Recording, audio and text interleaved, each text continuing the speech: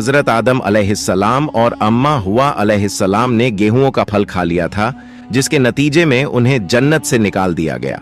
और इस पूरे मामले में मोर और सांप ने शैतान की मदद की थी। आज की वीडियो में हम आपको बताएंगे कि हजरत आदम अलैहिस्सलाम और अम्मा हुआ अलैहिस्सलाम का जमीन पर इंसानी जिंदगी का सफर कैसे शुरू हुआ, उन्हें किन मुश्किलों का सामना करना पड़ा, उनकी वफात कैसे हुई और मोर और सांप को अल्लाह ने क्या सजाएं दी। प्यारे दोस्तों, रिवायतों में आता है कि जब हजरत आदम अलैहिस्सलाम ने गेहूं खा लिया तो अल्लाह ताला के हुक्म से उन्हें सरन द्वीप मौजूदा श्रीलंका में उतारा गया और अम्मा हुआ अलैहिस्सलाम को जद्दा के मकाम पर उतारा गया। क्योंकि शैतान की इस चाल में मोर और सांप ने भी उसका साथ दिया था, इसलिए अल्लाह ताला ने सबसे पहले मोर को बुलाया और फरमाया, ऐ मोर, तुम्हारा कसूर बहुत बड़ा है।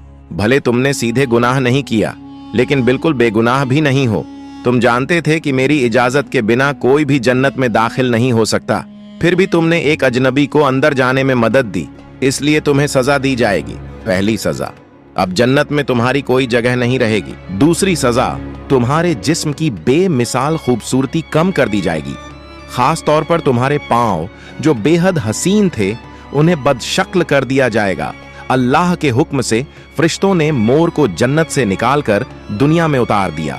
इसके बाद अल्लाह ताला ने सांप की तरफ तवज्जो फरमाई और इरशाद फरमाया, ऐ सांप, मैंने तुम्हें तमाम मखलूकन में सबसे ज्यादा हुस्न दिया था, तुम्हें जन्नत में रखा, लेकिन तुमने मेरे हुक्म की मुखालिफत की।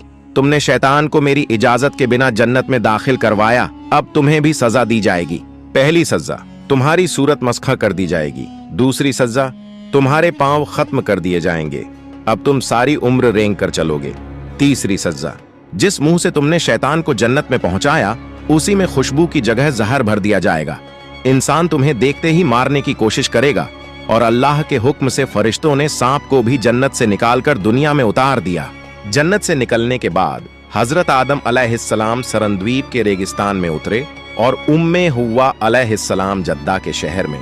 हर तरफ सन्नाटा था, न कोई इंसान, न कोई आवाज। अचानक एक नई अनजान दुनिया में उतरकर दोनों हैरान और परेशान थे। हजरत आदम अलैहिस्सलाम सरन द्वीप में बैठकर रोते रहे और उम्मे हुआ अलैहिस्सलाम जद्दा में इसी तरह आंसू बहाती रहीं। रिवायतों में आता है कि दोनों ने 300 साल तक आंसू बहाए।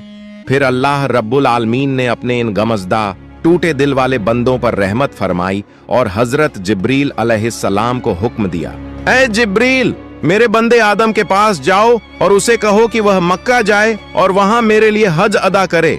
हजरत जिब्रील